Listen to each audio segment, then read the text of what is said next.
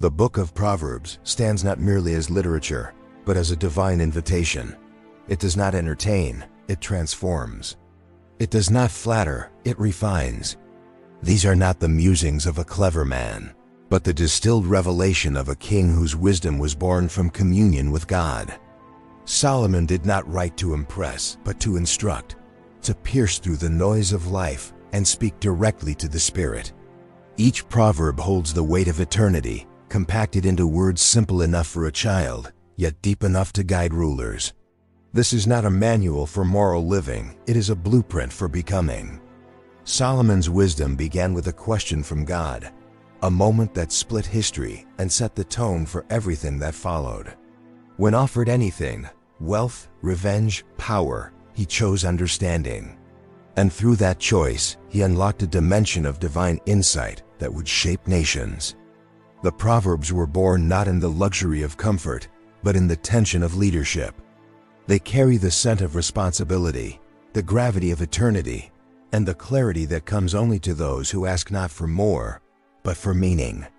They were written for every season, for the simple and the seasoned alike. Proverbs is a spiritual compass for those lost in the complexity of life. Its truths are not confined to religious settings.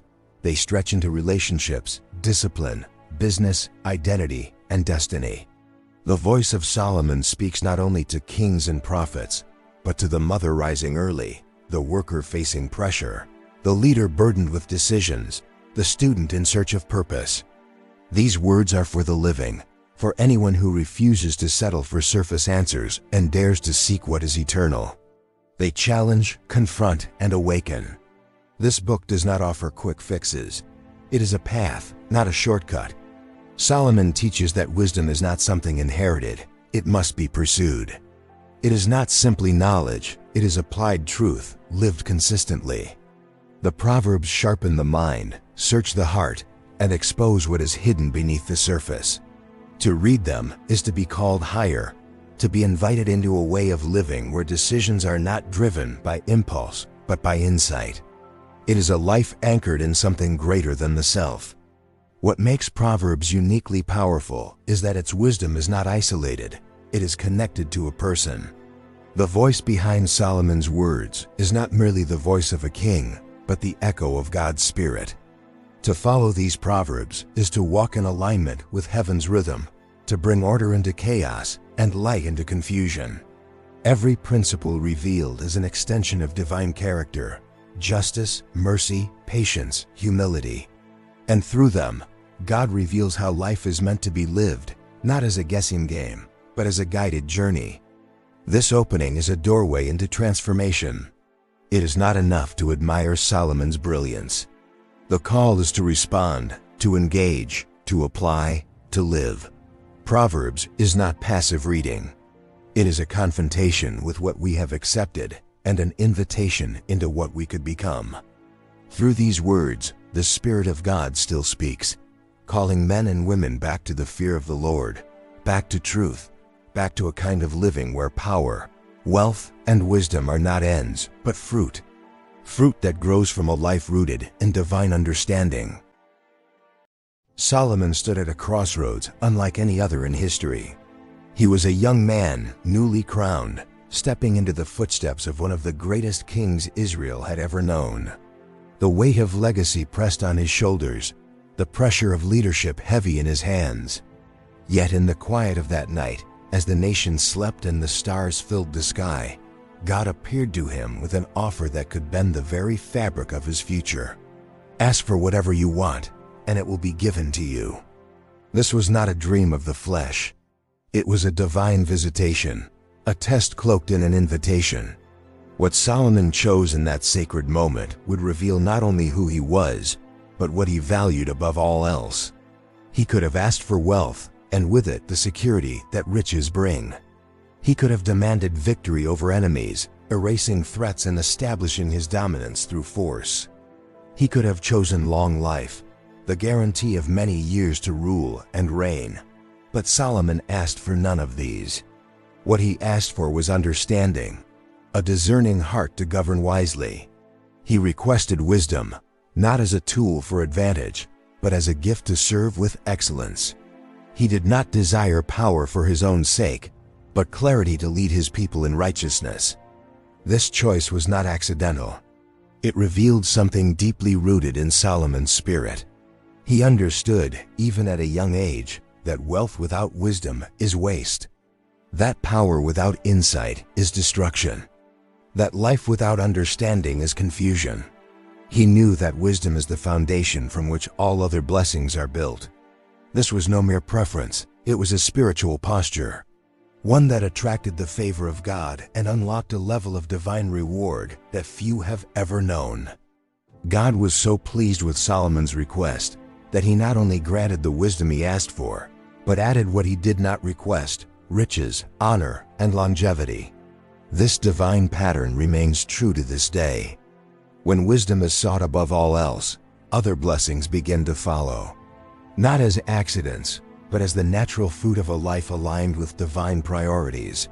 Solomon's decision teaches that heaven responds not to ambition, but to intention.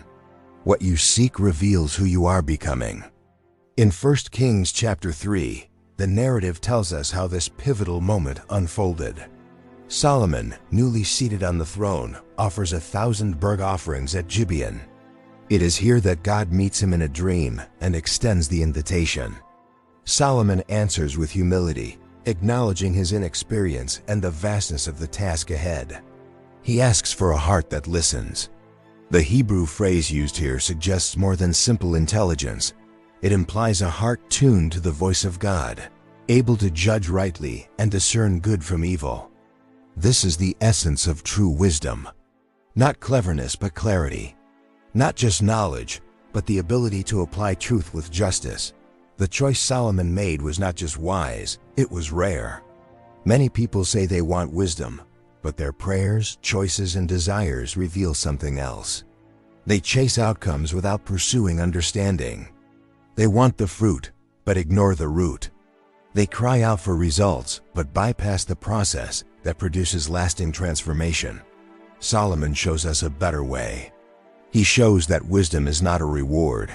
It is the request that brings the reward.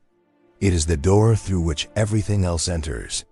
What many do not realize is that wisdom is not merely a tool for kings. It is a gift offered to all who ask with the right heart. James chapter 1, verse 5 echoes this timeless truth. If any of you lacks wisdom, let him ask of God, who gives to all generously and without finding fault, and it will be given to him. Solomon's story is not a one-time miracle. It is a model, a pattern for anyone who dares to believe that the greatest treasure is not silver or fame, but insight from heaven. The beauty of wisdom is found not only in its power to bless, but in its ability to protect. It guards the mind against deception, shields the heart from bitterness, and directs the feet away from ruin. Proverbs chapter 4 verse 7 says, "Wisdom is the principal thing. Therefore get wisdom. And with all you're getting, get understanding." Solomon did not stumble upon this truth. He lived it. He wrote it. He embodied it. When Solomon made his request, he was not asking for something external. He was seeking internal transformation. He understood that the throne could only be as strong as the mind that occupied it. That a crown means little if the heart beneath it is foolish. He sought wisdom because he knew it was the only thing that could sustain the weight of his calling. And in doing so, he revealed the very heart of God, who delights in giving wisdom to those who hunger for it. Today, many seek the outcomes of wisdom without the discipline it requires. They want insight without meditation, clarity without correction, favor without faithfulness. But wisdom does not come cheaply. It demands pursuit. It grows in the soil of reverence, watered by humility and guarded by discipline. It is not a formula, but a relationship. And Solomon's life shows what happens when that relationship becomes central. His decision to ask for wisdom did more than shape his reign. It shaped history. His words have endured for thousands of years, read by kings and children alike, offering counsel in every generation. This is the power of a single choice made with a sincere heart. It altered his destiny and created a legacy that still teaches today. In that sacred moment, Solomon did not merely speak to God, he aligned with him. He chose what heaven honors. And heaven responded. His story invites each of us to examine our own desires, to ask not just what we want, but why we want it, to look beyond the surface and consider the substance. Wisdom is not found in the noise of ambition, but in the quiet of surrender. Those who choose wisdom over comfort, over revenge, over status, they enter a different kind of life. A life marked not by chaos, but by clarity, not by reaction, but by direction. Wisdom becomes a compass, a guardian, a counselor. It sees what is hidden, understands what is complex, and walks with steady steps where others stumble. And it all begins with one choice. Power, in its truest form, is not something grasped by the hand, but something carried within the soul. It is not manufactured by charisma, nor is it sustained by appearance.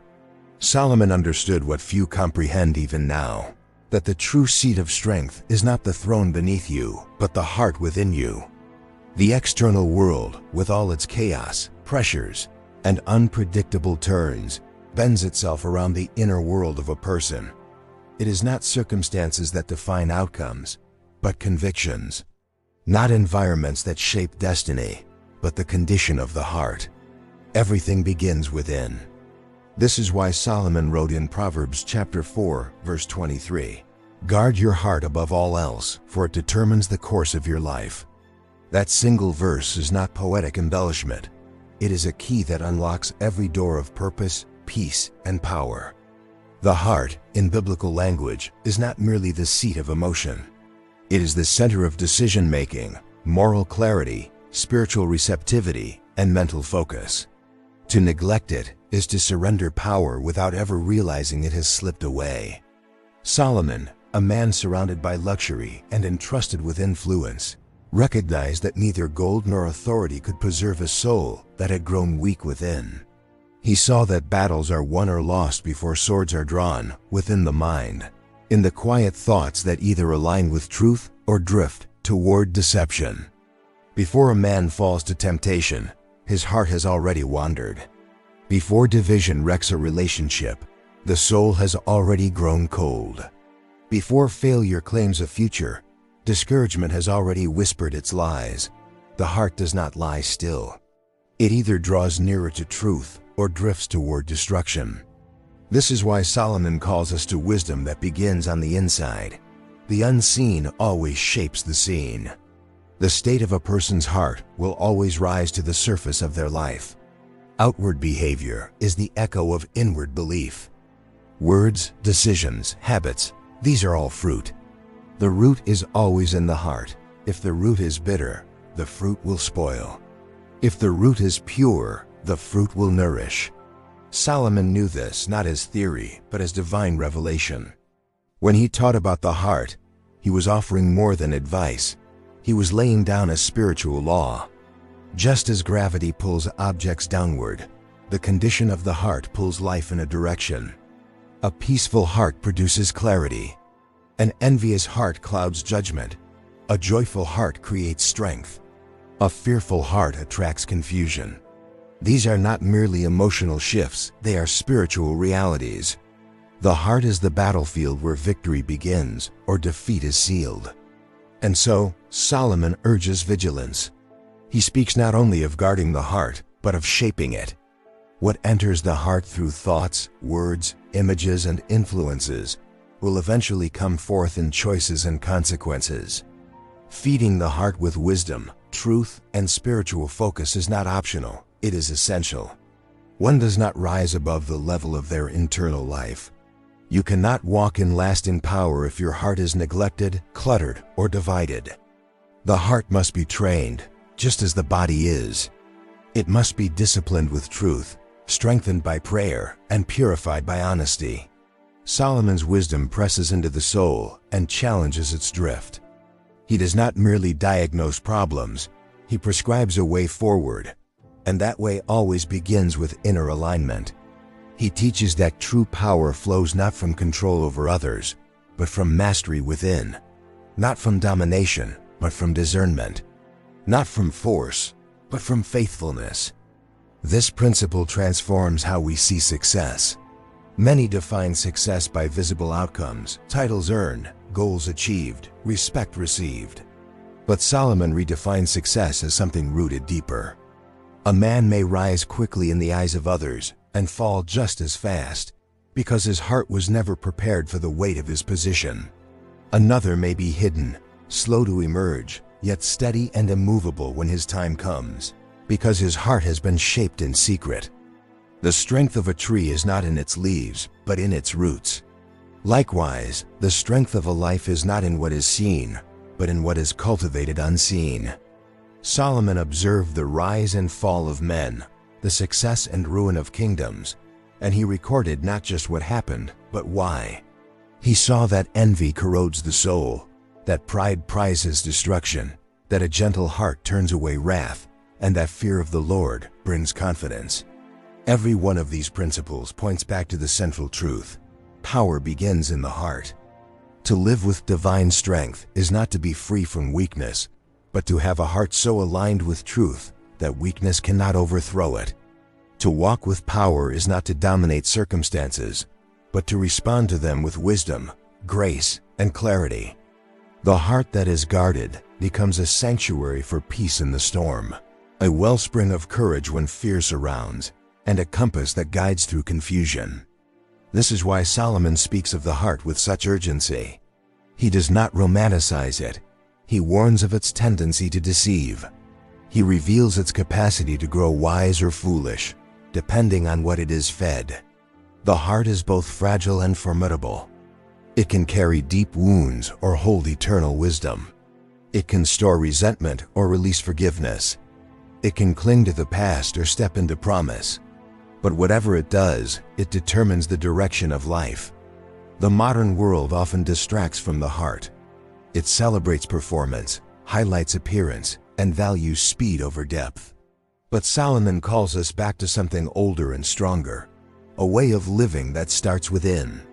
He reminds us that no real transformation happens from the outside in. It always begins in the quiet places of reflection, repentance, and renewal. When the heart is right, power flows. When the heart is clean, peace remains. When the heart is focused, clarity comes. This is not self-help. It is soul alignment. Solomon is not promoting positive thinking. He is revealing spiritual laws that govern reality. And those who understand this begin to walk with a different kind of power. Not noisy, not showy, but unshakable. Power that withstands pressure. Wisdom that confounds the arrogant. Peace that remains when the world shifts. It is a quiet strength that begins in the hidden place, the heart. Words are not empty sounds floating through the air. They are vessels of intent, carriers of spiritual energy, and builders of reality. Solomon, gifted with wisdom that pierced the veil between the visible and the unseen, understood the profound weight that speech carries. His proverbs do not treat the tongue lightly. They elevate it to the realm of the sacred, warning that the mouth is not simply a mirror of the mind, but a forge for destiny. Every spoken word is a seed, and that seed does not vanish into silence. It grows, it echoes. It bears fruit in the life of the speaker and those who hear it. In Proverbs chapter 18 verse 21, Solomon delivers one of the most sobering truths. Death and life are in the power of the tongue, and those who love it will eat its fruit. This is not metaphor, it is revelation. Speech is not neutral. It builds or it breaks. It blesses or it binds. It opens doors or closes them. Words spoken in anger can shatter peace, but words filled with grace can heal wounds buried deep. One sentence, spoken in truth and love, can ignite a calling or resurrect hope. One careless phrase can derail years of progress. Solomon's wisdom does not exaggerate this power. It clarifies it. He teaches that the tongue can be a fountain of life or a sword of destruction. The difference lies not in volume or eloquence, but in alignment. Are your words aligned with truth or tinted by fear? Are they rooted in love or poisoned by pride? Are they released with wisdom or scattered in recklessness? The mouth speaks from the overflow of the heart, and in this overflow we find either the fragrance of heaven or the dust of decay. What makes Solomon's insight so vital is not just his understanding of communication, but his awareness of spiritual dynamics. Words are not isolated events, they are connected to spiritual laws. What is spoken repeatedly becomes reality, not because of magic, but because speech reflects belief, and belief governs action. When you constantly declare defeat, your mind begins to seek failure.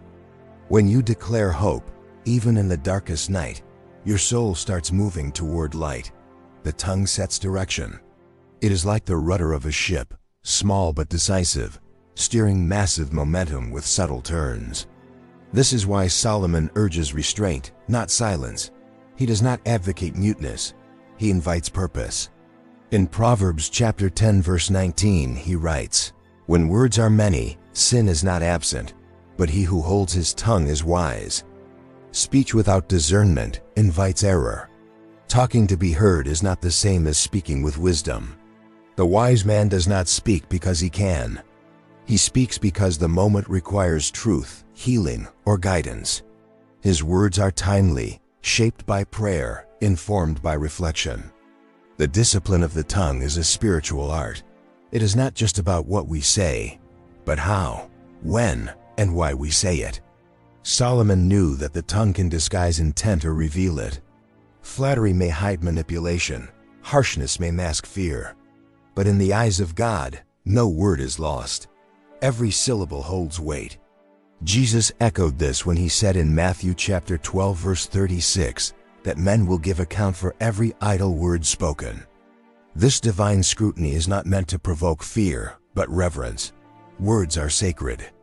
They are echoes of God's own method of creation. In the book of Genesis, the world itself was formed by speech. God said, "Let there be light," and light pierced the void. That same creative principle, though on a different scale, resides in the human voice. We are made in the image of a speaking God. Therefore, to speak is to shape. To declare is to establish. This is why the enemy seeks to distort speech through gossip, slander, deceit, or bitterness, because he understands that if he can poison the tongue, he can sabotage destiny. Solomon's warnings about the tongue are not legalistic, they are liberating. They remind us that we are not victims of circumstance, but stewards of influence. You may not control what happens around you, but you can govern what flows from your mouth. And what flows from your mouth can shift what surrounds you. A kind word to a weary soul can change the course of a relationship. A declaration of faith in the middle of struggle can realign a wandering heart. Words are tools, and in the hands of the wise, they build kingdoms. But it goes deeper still. Solomon's insight leads us into the realm of declaration, not just speaking facts, but declaring truth as God sees it. This is the difference between information and revelation. To say what is takes observation. To declare what can be takes faith. A parent can call a child a disappointment, or they can speak destiny. A leader can call a crisis a failure, or declare it a preparation for greater strength. Solomon urges us to choose the higher path. To speak with the authority of heaven, not the frustration of earth. To speak life is not naive optimism. It is spiritual clarity. It means refusing to agree with fear, bitterness, or defeat, and choosing instead to align with what God has said. It means calling forth what is hidden and unseen as though it were already here. This is not manipulation. It is participation in the divine process of renewal. Our words become bridges between current reality and future hope. They connect pain to healing, confusion to direction, brokenness to restoration. Proverbs chapter 15 verse 1 reminds us, "A gentle answer turns away wrath, but a harsh word stirs up anger." Solomon speaks here not just of conflict resolution, but of spiritual atmosphere. The tongue can either calm the storm or provoke the flood. It can either build peace or provoke violence. This is not only in public settings, but in private moments. What you say when no one is listening matters. What you speak over yourself in solitude shapes your inner world. Self-talk is one of the most overlooked dimensions of the tongue's power. Many live under the weight of words they have spoken to themselves in weakness. I am not enough. I will never change. My past defines me. These phrases are chains, and Solomon's wisdom invites us to break them. Speak truth even when you do not feel it.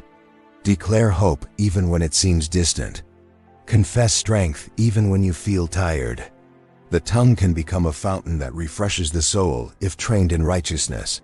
And what of silence? Solomon also teaches that there is wisdom in withholding words when the heart is not yet ready. Not every moment demands a statement.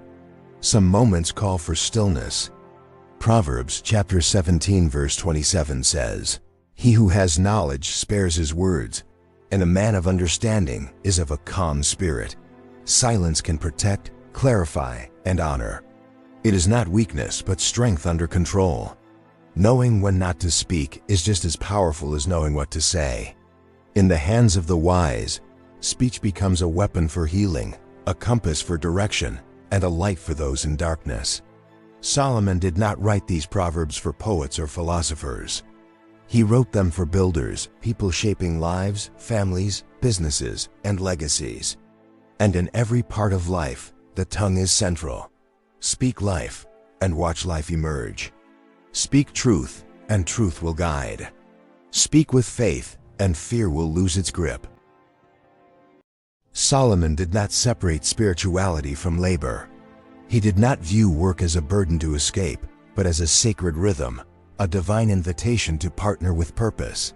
In his Proverbs, he painted a clear contrast between the sluggard and the diligent, not as a moral fable, but as a real consequence of how life unfolds.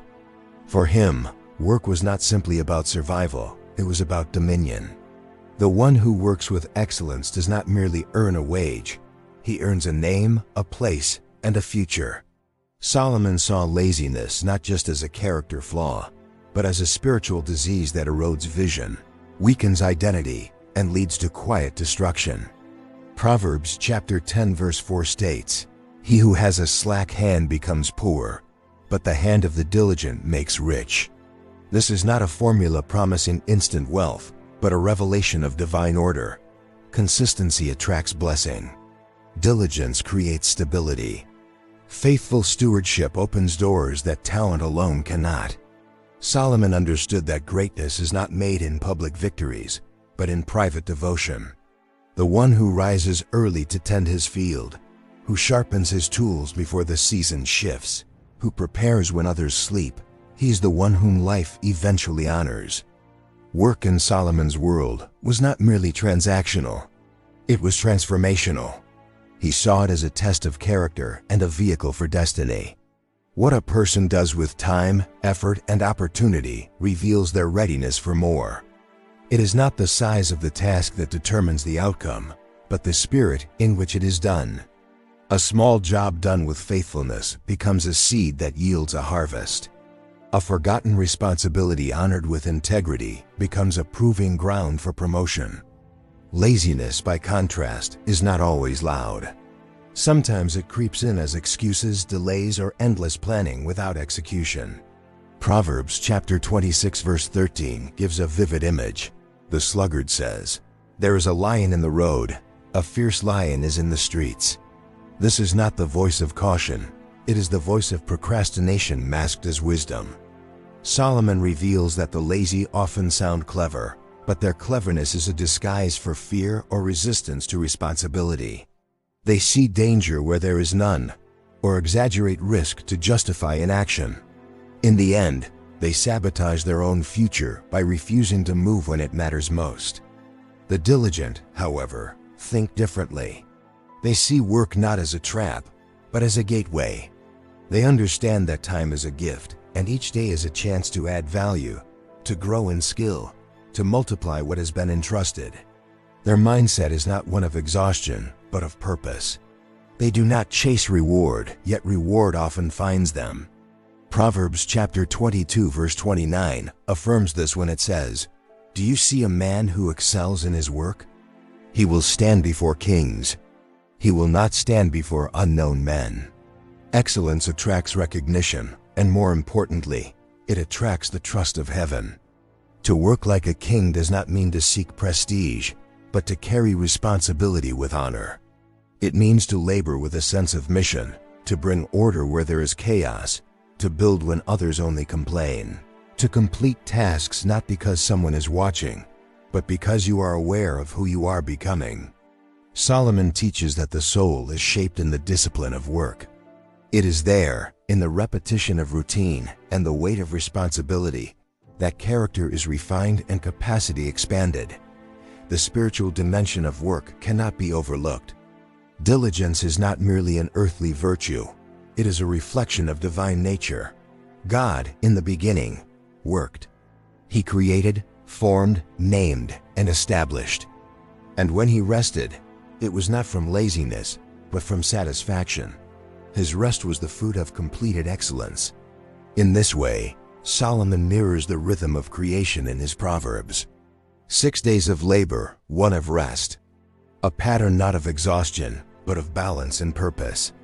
Solomon does not glorify toil for its own sake. He distinguishes between meaningless busyness and purposeful labor. The ant, a creature he references with admiration, works with foresight and discipline. In Proverbs chapter 6 verses 6 to 8, he writes, "Go to the ant, you sluggard. Consider its ways and be wise. It has no commander, no overseer or ruler, yet it stores its provisions in summer and gathers its food at harvest." Here lies the secret, internal motivation. The ant does not wait for supervision. It works from instinct, from foresight, from an understanding that now determines later. This principle is echoed throughout Solomon's teachings. Those who delay the planting will regret the harvest.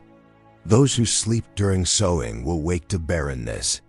But those who seize the day, who maximize the present, who value even the small assignments, these will be entrusted with more. Work is not a punishment, it is preparation. It is a classroom where humility is learned, where excellence is cultivated, and where trust is either built or broken. In our age of speed and shortcuts, Solomon's wisdom calls us back to the long road, the path of mastery, of slow growth, of patient diligence. He teaches that overnight success is often a mirage, while steady progress builds something immovable. He sluggard dreams of rewards without responsibility. The diligent embraces the process, knowing that process is the womb of true greatness. Faithful work creates a platform that no storm can shake. Even in the spiritual life, work plays a role. Praying, studying, serving, these require effort. Growth in the things of God does not happen by chance, but by hunger followed by action. Solomon bridges the sacred and the practical. He shows that a man's devotion is reflected not only in his words, but in how he handles daily responsibility. Worship is not limited to songs and sacrifices. It includes showing up on time, honoring commitments, doing all things as unto the Lord. This is the wisdom of a king who understood that true royalty is shown in how one serves, not just in how one is served. To work like a king is not about seeking a throne. It is about bringing excellence to everything under your care. Whether you lead a nation or tend a field, whether you speak to crowds or serve in silence, your work matters. Solomon's Proverbs pierce the illusion that labor is beneath the spiritual life. They lift it up, showing that work is the proving ground for favor, the stage where character shines, and the space where the faithful are prepared for greater things. Human connection has always carried a weight far beyond what is visible. Relationships are not just social interactions or emotional preferences. They are pathways, alliances, and bridges to either destiny or destruction. Solomon, with the insight that comes not from observation alone, but from divine impartation, recognized the profound truth that who you walk with will determine where you arrive. In the tapestry of his Proverbs, he weaves relational wisdom with the same seriousness he applies to matters of the heart, wealth, and speech. For Solomon, The people around you are not background noise. They are instruments shaping the soundtrack of your future. It is not accidental that Proverbs is filled with references to companions, fools, counselors, and friends. Solomon saw that no one rises or falls alone. The influence of others is rarely neutral. Every voice that enters your life either builds or breaks, plants or uproots, guides or confuses. Proverbs chapter 13 verse 20 puts this principle in stark terms. He who walks with wise men will be wise, but the companion of fools will suffer harm.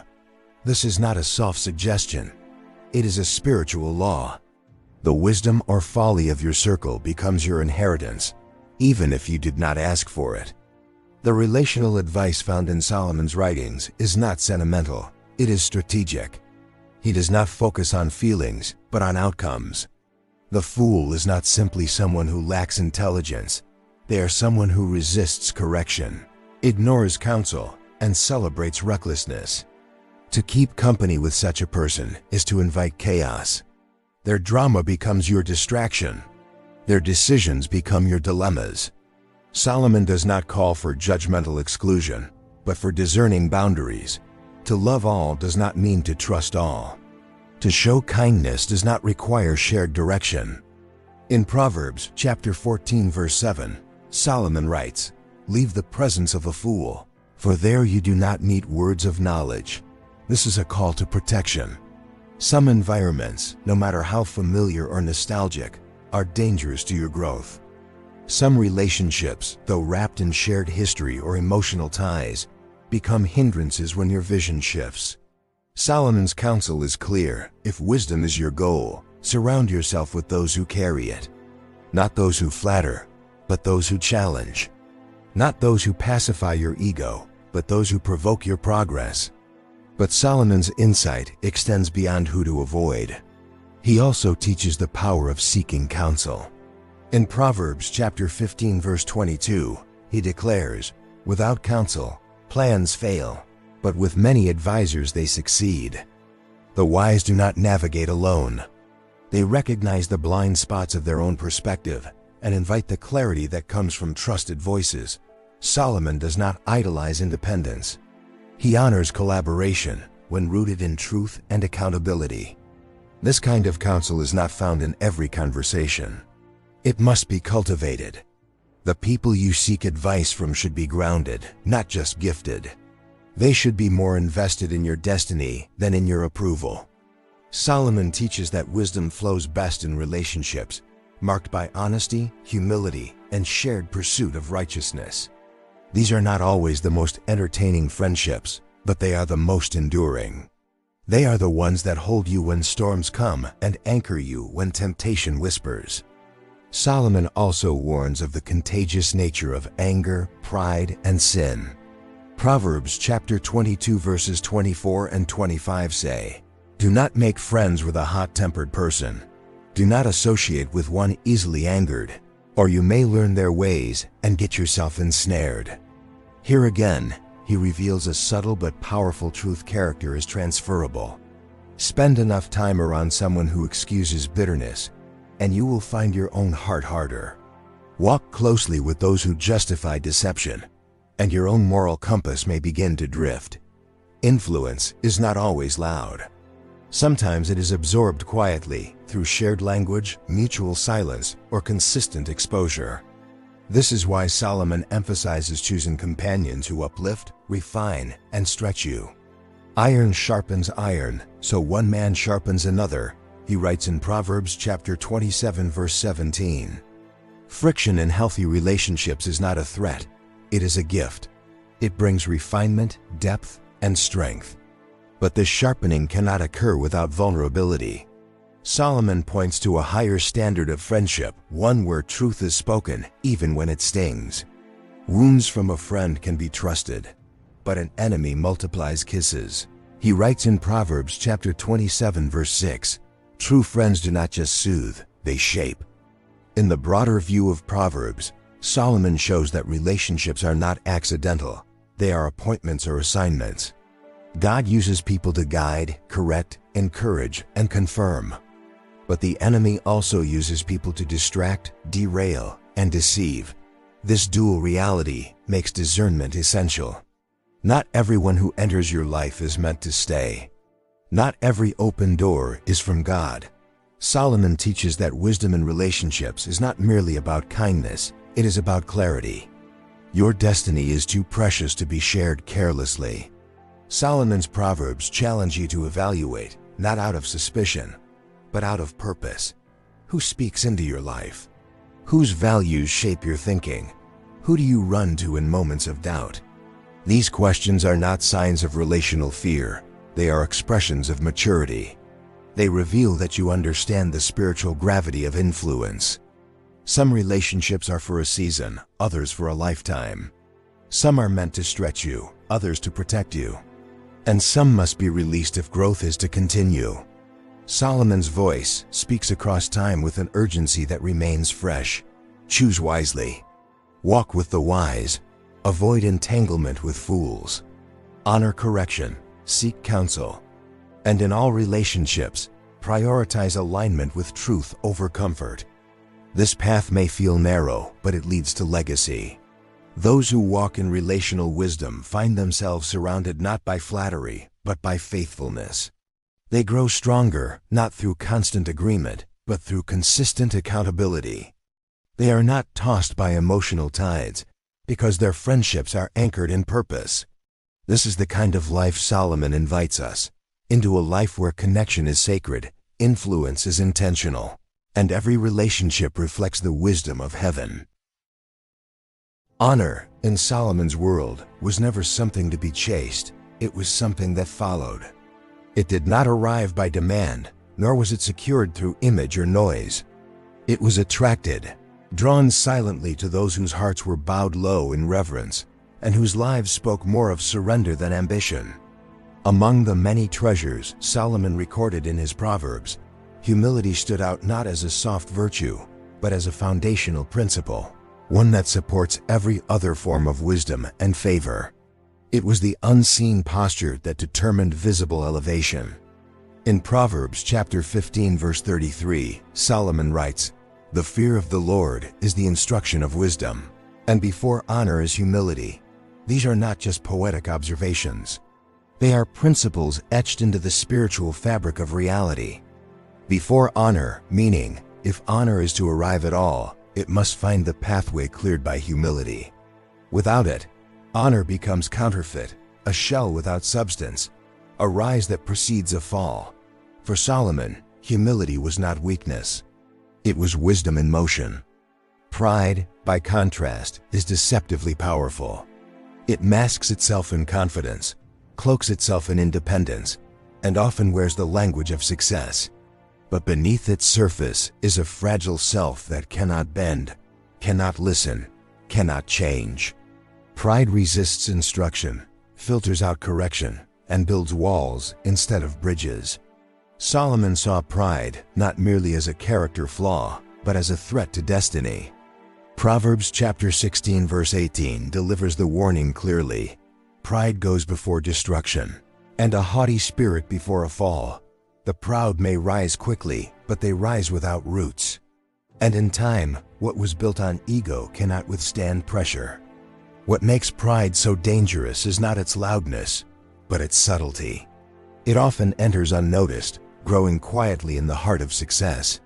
It whispers that you no longer need guidance, that your experience outweighs instruction, that your talent excuses your behavior. Solomon warns against this shift, reminding us that the wisest are not those who know the most, but those who remain teachable. The humble do not claim to have arrived. They posture themselves as learners, regardless of status. Teachable spirits are rare because they require inner security. To receive correction without defensiveness, to admit fault without shame, to welcome input without fear, this is not the posture of the insecure, but of the mature. Solomon elevates this kind of heart because it reflects trust, not in self-image, but in divine wisdom. Humility says, "I do not know everything, and that is why I listen. I am not always right, and that is why I grow. I am not the center, and that is why I serve." In Proverbs chapter 11 verse 2, Solomon writes, "When pride comes, then comes shame, but with the humble is wisdom." Again, the contrast is sharp. Pride invites humiliation. Humility invites wisdom.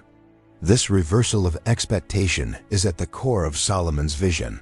The one who bows low is lifted high. The one who exalts himself is brought down.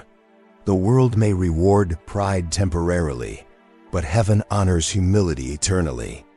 This principle flows into every area of life. In leadership, humility makes space for others to shine. In relationships, it softens conflict and makes reconciliation possible. In business, it fosters integrity and long-term trust. In spiritual life, it keeps the heart tender, able to hear the quiet promptings of God. Without humility, even the most gifted person will eventually collapse under the weight of their own unchecked ego. But with humility, even small beginnings can grow into enduring legacies. Humility also opens the door to favor, not just with God, but with people. Others are drawn to those who carry confidence without arrogance, conviction without cruelty. The humble inspire trust because they do not need to impress. They listen. They honor. They defer when wisdom requires it. Solomon understood that favor is often not about impressing the world, but about how you treat the unnoticed, how you respond to criticism, how you handle praise without losing perspective. True humility is not self-hatred. It is not pretending to be less than you are. It is an accurate view of self in light of God's greatness. It is standing firm in your identity without needing to prove it constantly. It is the strength to lift others without fearing their rise. Solomon reveals that such humility is not natural, it is cultivated, it is chosen daily. It is tested when power increases, when recognition arrives, when comfort invites complacency. And while pride often thrives in isolation, humility flourishes in community. The humble welcome accountability. They seek wise voices. They do not withdraw into their own brilliance. They open their lives to refinement, knowing that honor is not earned in secret, but forged in the presence of others. Solomon's vision for life is communal, and humility makes that possible. Proverbs chapter 29, verse 23 drives the point deeper. A man's pride will bring him low, but the humble in spirit will retain honor. Retain, not just receive, but sustain. Pride may win applause for a moment, but it loses honor over time. Humility may be unnoticed at first, but it gathers respect that lasts. This long view is essential. Solomon does not offer shortcuts. He offers truth that builds slowly but securely. Humility is also the key to accessing more wisdom. The moment you believe you have no need for further growth, you close the door to revelation. But the humble are always expanding, always deepening, always learning. They understand that wisdom is not a destination, but a path. And walking that path requires the courage to admit you have not yet arrived. This courage is not common, especially in cultures that reward self-promotion and celebrate self-assurance. But Solomon's wisdom invites a better way, a quieter way, a deeper way. One where honor is not chased, but earned through quiet consistency and inner purity. One where the heights reached are sustained by the roots grown low. One where true greatness is marked not by how many follow, but by how deeply one bows. Humility is not weakness. It is strength restrained. It is power under control. It is the inner resolve to live for something higher than recognition and more enduring than applause. It is the hidden key to honor, not the kind of honor that fades with time, but the kind that remains long after voices fall silent. When Solomon spoke of wealth, he did not approach it with suspicion or shame. He did not treat prosperity as something inherently corrupt or unspiritual. Rather, he addressed it with the seriousness of one who had seen both abundance and its misuse, both blessing and the burden it can carry. For Solomon, wealth was not a goal in itself, but a tool, a test, and a testimony. It was something to be stewarded, not worshipped. And in the Book of Proverbs, He lays out a framework for understanding prosperity that reaches far beyond the accumulation of currency. It touches character, intention, and alignment with divine truth. At the heart of Solomon's teaching is a distinction that must be made clear. Money is not the problem. Misuse, misalignment, and misplaced trust are. Wealth, in Solomon's vision, can glorify God when handled with integrity and generosity. It becomes dangerous only when it replaces God in the heart, when it becomes a master instead of a servant. Proverbs chapter 10 verse 22 affirms this balance with striking clarity. The blessing of the Lord brings wealth, and he adds no sorrow with it. This kind of wealth is not rooted in exploitation or selfish ambition, but in the favor of God and the discipline of the one who receives it. Solomon does not promote greed, but he also does not romanticize poverty. He understands that resources allow for influence, stability, and the ability to bless others. His wisdom offers a practical spiritual approach to financial growth, one that begins with internal values and manifests in external patterns. Proverbs chapter 13 verse 11 warns, "Dishonest money dwindles away, but whoever gathers money little by little makes it grow." Here, he affirms that wealth built slowly and ethically is more enduring than riches gained through shortcuts or deceit. Central to Solomon's economic philosophy is the principle of stewardship. The wise do not spend without purpose, nor do they hoard out of fear. They understand the seasons of life and manage their resources accordingly. In Proverbs chapter 21 verse 20, he writes, "The wise store up choice food and olive oil, but fools gulp theirs down." This image is more than agricultural, it is deeply spiritual. It teaches that wisdom looks ahead, plans with discipline, and avoids the trap of impulsive living. Saving is not stinginess. It is preparation, an act of trust that God will multiply what is managed faithfully. But Solomon does not stop at saving. He links wealth with generosity. In Proverbs chapter 11 verses 24 and 25, he writes, "One person gives freely, yet gains even more. Another withholds unduly, but comes to poverty. A generous person will prosper. Whoever refreshes others will be refreshed." This paradox is the heartbeat of kingdom wealth. Giving does not diminish, it multiplies. Not in a transactional sense, but in alignment with the nature of God, who blesses those who reflect his character. Prosperity, in this view, is not about keeping more, but releasing more, trusting that provision flows through you, not merely to you. Honest business is another cornerstone of Solomon's blueprint. He repeatedly condemns unjust scales, false weights, and deceptive practices.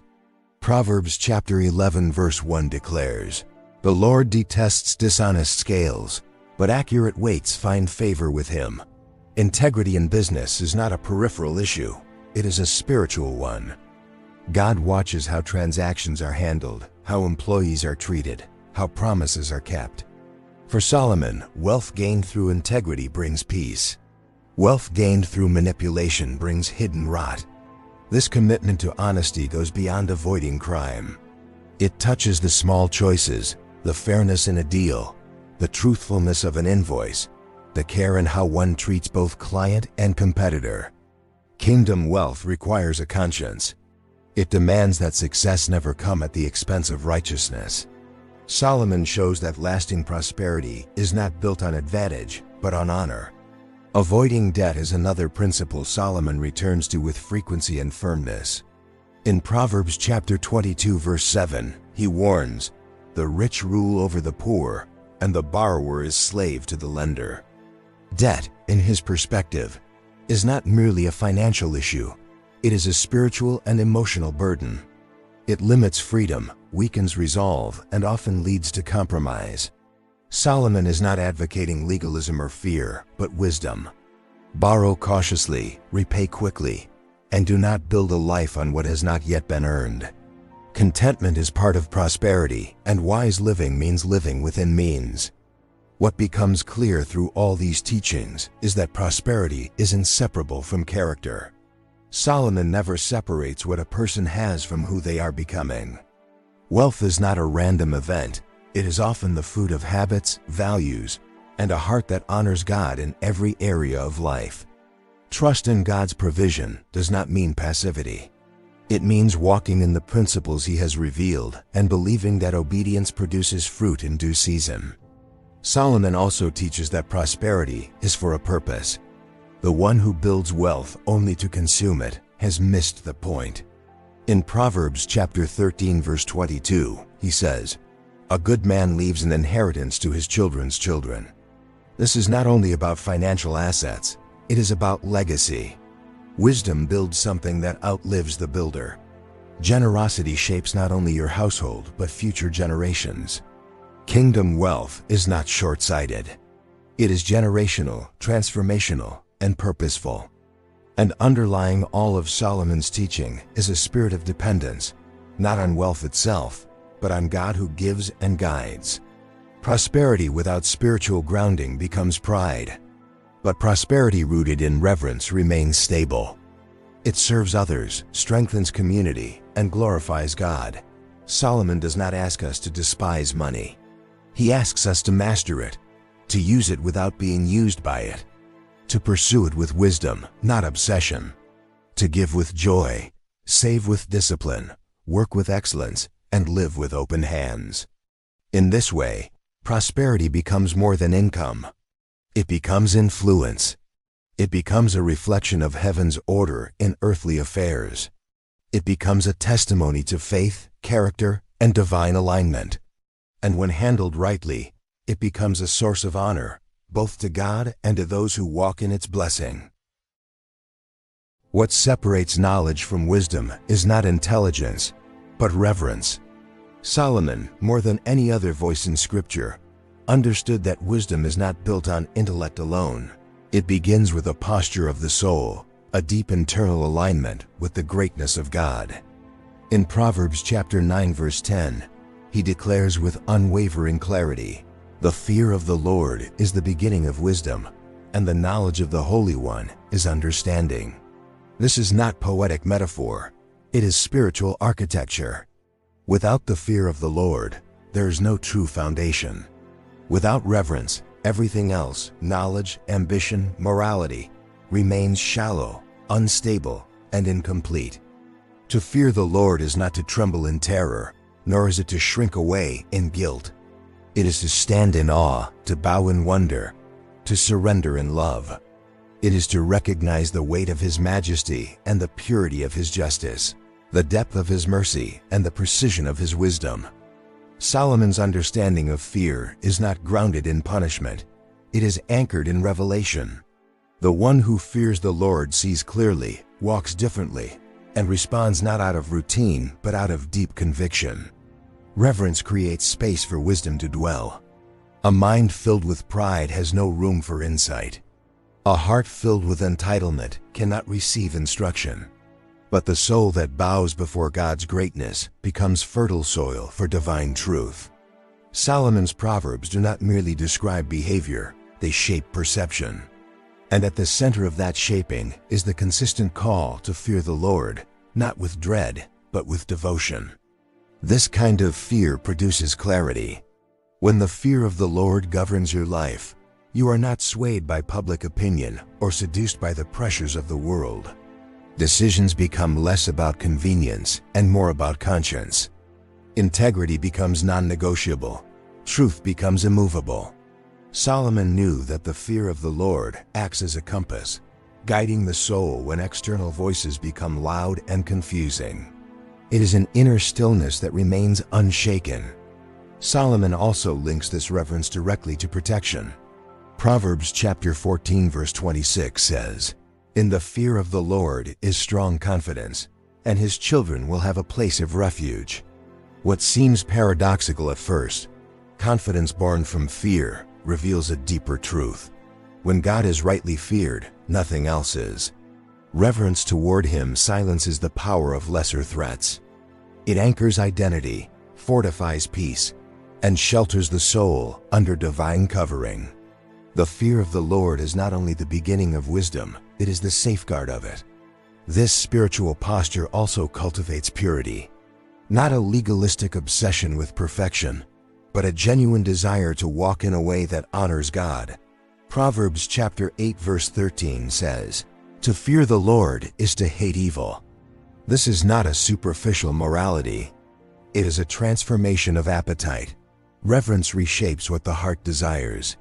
It produces a distaste for compromise and a hunger for righteousness. It no longer sees sin as a mistake to manage, but as a barrier to remove. The fear of the Lord creates a filter through which thoughts, decisions, and relationships are examined with holy intention. Yet Solomon also reveals that this fear brings joy. Proverbs chapter 28 verse 14 says, "Blessed is the one who always fears the Lord, but whoever hardens their heart falls into trouble." Again, the contrast is unmistakable. Reverence softens the heart and opens it to divine blessing. Arrogance hardens the soul and closes it to correction. The fear of the Lord is not about shrinking back. It is about drawing near with the right spirit. In Solomon's day, reverence for God marked the wise. It was not measured by outward displays, but by inward posture. The one who feared the Lord listened longer, spoke slower, judged more carefully, and lived more thoughtfully. This fear was not weakness. It was strength under submission. It did not make a person passive. It made them deeply principled. The fear of the Lord taught men to govern their homes with integrity, their businesses with fairness, and their relationships with loyalty. It shaped every sphere of life because it touched the very core of identity. The absence of reverence is not neutral, it is dangerous. When God is no longer feared, boundaries blur.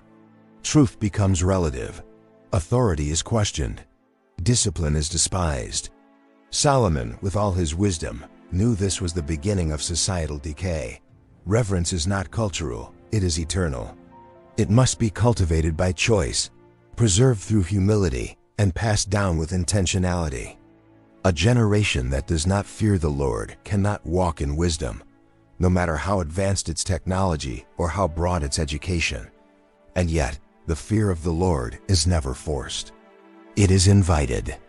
It grows through intimacy with God, through the slow and steady realization of who He is and who we are in light of Him.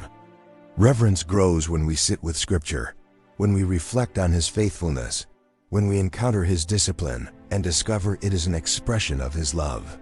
Solomon understood that the more clearly one sees God, the more naturally reverence flows.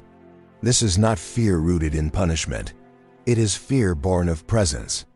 Those who live with this kind of fear are marked by a unique stability. They are not perfect, but they are anchored. They do not chase trends, they walk in truth. They do not panic in uncertainty, they rest in divine sovereignty. Their wisdom is not theoretical, it is lived, tested, and proven. Solomon did not call for a fear that paralyzes. He called for a fear that awakens, that opens eyes, that steadies hands, that draws a person into deep communion with the one who holds all things. In a world increasingly casual with sacred things, Solomon's voice is a clarion call to return to reverence. To remember that God is not merely a companion, He is King. That truth is not personal preference, it is divine standard. That wisdom does not begin in classrooms, it begins in worship. The fear of the Lord is not a concept to master. It is a reality to embrace. And in that embrace, everything begins to change. Living wisdom is never meant to remain trapped on the page. It calls to be embodied, tested, and applied in the ordinary and extraordinary alike. Solomon's Proverbs were not given to sit silently in scrolls or remain as distant reflections of an ancient past. They were breathed into being to shape daily life, to correct missteps, to elevate perspective, and to call each person into a walk of intentionality. To live the Proverbs is not to merely recite them. It is to carry them as compass points that align action with divine truth. Solomon never implied that wisdom was passive. Quite the opposite, he revealed that wisdom is fiercely active, calling for decisions, for choices, for courage. He described it not as a concept, but as a voice crying out in the streets, offering herself to any who would listen. Proverbs chapter 1 verse 20 says, "Wisdom calls aloud in the street. She raises her voice in the public squares." This is not a wisdom hidden in secret chambers, reserved only for the elite or the mystics. It is accessible, available, and offered daily to those who choose to hear and obey. But living the Proverbs requires more than agreement. It requires surrender. Each verse becomes a mirror, reflecting back both the beauty of what is and the potential of what could be. It uncovers pride and invites humility. It reveals foolish patterns and calls forth discipline. It does not coddle ego, it reshapes character. And this process is not a moment, it is a lifestyle. Those who commit to living out Solomon's wisdom quickly discover that the journey is not linear. There are days of great clarity and days of deep struggle. Yet every step becomes sacred when guided by divine instruction. When a person chooses to restrain their tongue because they remember the weight of their words, that is Proverbs at work. When they rise early to labor with diligence, knowing that excellence honors God, that is Proverbs taking root. When they turn away from foolish company to preserve their path. When they honor correction rather than resist it. When they give generously rather than hoard fearfully. Each of these becomes an echo of Solomon's voice shaping modern life. And perhaps the most compelling evidence that wisdom is alive is seen in legacy. Solomon's writings endure not because they are clever, but because they are true. They transcend culture, language, and era because they were not born of human insight alone. They were drawn from the heart of God. And when they are lived, they produce what nothing else can: peace that lasts, honor that endures, clarity in chaos, and a life that blesses beyond itself. Living the Proverbs means that decisions are no longer reactive, but reflective. It means emotions no longer rule, but are guided by principle. It means success is not measured by status, but by faithfulness. It means that wisdom is no longer something admired from afar, but something carried within. And the fruit of that wisdom is seen not just in what is gained, but in what is avoided, disaster averted, relationships preserved, purpose protected. This is the invitation Solomon offers, not to observe from a distance, but to enter fully into a life governed by divine wisdom. His Proverbs speak into every arena: family, business, leadership, conflict, time, money, thought, speech. And their message is consistent: honor God, walk humbly, listen carefully, and live wisely. There are no shortcuts in this journey, but there is a promise. The one who embraces wisdom will find life, favor, and a legacy that endures. So now, the choice stands before you, not merely to understand Proverbs, but to live them. Not to admire Solomon's insight, but to allow it to shape your own. Not to chase wisdom as an abstract ideal, but to let it transform the way you speak, think, give, forgive, lead, and love. The journey begins with one step: a willing heart. Thank you for watching. If this message inspired you or helped bring clarity to your path, please consider subscribing to the channel. Like the video to support the message and help it reach others. Share your thoughts in the comments. We would love to hear what stood out to you. And if someone you care about needs encouragement or wisdom for their journey, share this video with them. Let the truth of Proverbs continue to move beyond this moment and into the hearts of many.